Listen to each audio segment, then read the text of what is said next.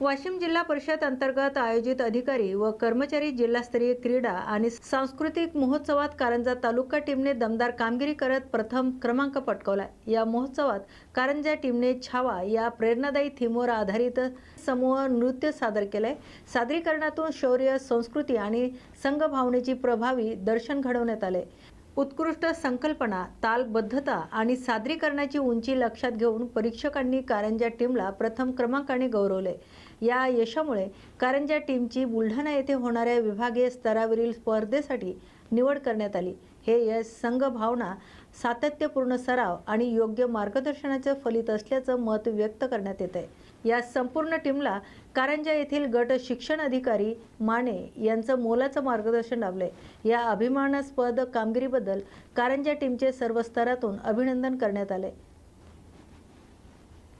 या बातमीचा आढावा घेतलाय वाशिम जिल्हा प्रतिनिधी विश्वास कुटे यांनी।